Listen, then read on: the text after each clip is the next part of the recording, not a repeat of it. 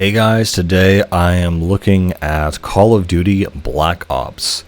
So this is at the point where, I believe the other games have come out at this point, and this was kind of Treyarch's last version or attempt at not their last version, but their attempt at this era of shooter. So it was actually interesting, instead of doing another World War II shooter, because again, it's a predictable story. And this one, what happens is that we're doing the Cold War, and I thought that's a really cool, interesting thing to do, and a really interesting time frame that people don't really touch on. And I actually really kind of respect what they tried or did do with the story in this aspect, because what they essentially did is they took all of the World War II characters and brought them into the pseudo modern day. So Reznov actually is back, and he plays a huge part in the campaign, and he was a great character. So it was really smart to bring him back in that capacity. And so this time around, you are doing a Russian campaign where you initially escape from Russia, and you kind of go around the world. And the other story is about the U.S. military in Vietnam. But ultimately, it's about a Soviet plot to take over the United States using radio waves and number stations and things like this. So the whole aesthetic of this game, when it first begins, is essentially a bunch of numbers and number stations and repeating things and flashing screens and stuff like this, and MK Ultra-esque kind of things. It's actually pretty cool. One of this opening segment, you actually help Reznov bust out of a Russian gulag, or a Soviet gulag rather, and basically escape on a train, back to civilization, basically. And there's also this plot that's coming along where essentially the Soviets are developing this new chemical to use against the Americans. And it's pretty kind of a callback to the Tabun gas from the original World War, and that it's a secret chemical black op essentially by the Soviet government, and so you basically have to uncover that and stop it from happening, which is pretty cool. Anyway, the gameplay is still pretty much the same, just with more modern weapons. You now have things like the AUG and things like that. You also have new weird things like in the multiplayer is kind of a weird thing where you would get things like chain guns and other kinds of like power weapons, but like if you died you lost them. It just felt like such a huge letdown. I don't know, but yeah, the multiplayer is also much more advanced in Black Ops, where now you have a lot more perks and a lot more different attachments. One thing that was big in this game was exploding arrow tips, different kinds of grenade launchers. Again, if I recall my multiplayer loadout for this game, I was using my assault class with the FAMAS underbarrel flamethrower attachment. That was freaking cool. I would love to see that make a return in any game. Not just an underbarrel grenade attachment, but an actual, or a flame grenade, but an actual flamethrower built into the gun is just the coolest thing. It's just so cool. I don't care if it's realistic or not. For my SMG loadout, I had I forgot what it was actually called. There was some variation of the MP5 or something that had a silencer and a special scope on it, while its secondary weapon was the explosive crossbow bolt, which was just the cool little special operations thing that they were using. For my LMG, God, I'm not really sure if I remember which one it was, but I remember its side component was, of course, the rocket launcher that would lock on to UAVs. It was probably my least favorite class, honestly, not super. Then my shotgun class was the Spaz assault shotgun, which was very fun, and I think it had a silencer on it and something else. I don't really remember that class. And finally, we have the final sniper class, which was, I believe, a variation of the PSG-1. It wasn't the Dragunov, that's for sure. Definitely some kind of semi-automatic sniper of some kind, along with I think it was dual wield magnums again in that one, which was fun. Again, both something that this game it definitely inspired or borrowed a lot from Modern Warfare 2, since they're kind of working hand in hand or inspiring off each other. To the extent that you have like a bike extraction scene similar to the snowmobile extraction scene from Modern Warfare 2. So you have all of these cool action sequences that are super memorable, even though they're super short. They're a lot of fun.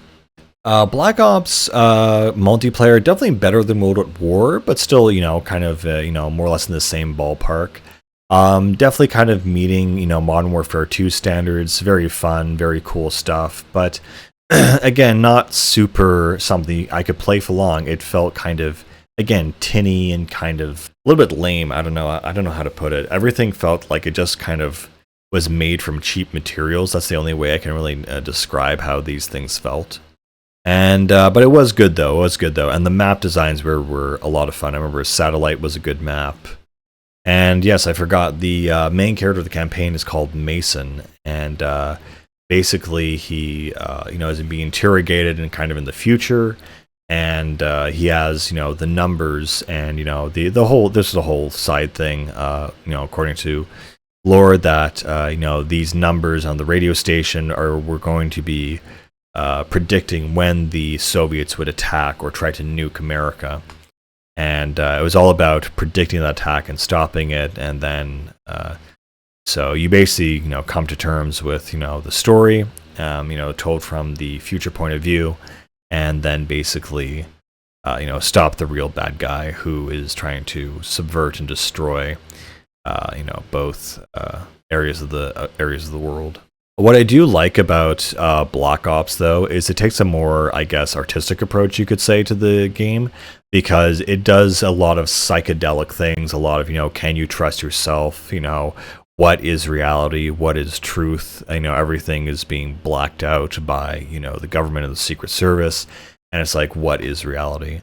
And so I appreciate that level of abstraction. Speaking about the levels of abstraction, I should mention that again, the very famous, the very cool return of Nazi zombies is back in this game, but it makes a very interesting and bizarre return where essentially you play as JFK and Fidel Castro shooting zombies in the Pentagon. It is just absolutely the stupidest, silliest thing I've ever seen, and I'm so happy that it actually occurred. But yeah, it's just the dumbest thing, and I love seeing stuff like this just take place. It's not just in Vietnam. You do other operations like the Bay of Pigs in Cuba, and basically all over the world.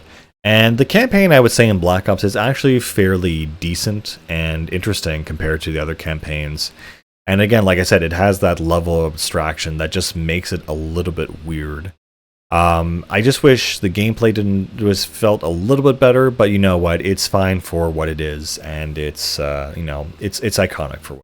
Another cool equipment in this game is oh my gosh, they also had these special things where you could use the D-pad for special equipment. One of them was like a Dragon's Breath shotgun that would shoot like fire rounds, which is just almost fantasy based.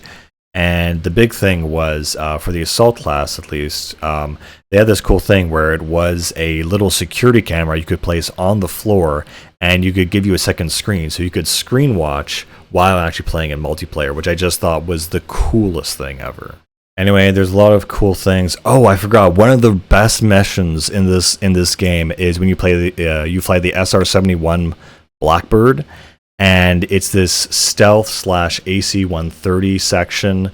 It is really, really cool, and the AC-130 sections in the Call of Duty series are just so much fun. They're just a fun. It's like instead of having a vehicle section, you're just having this really cool simulation section. It's a lot of fun.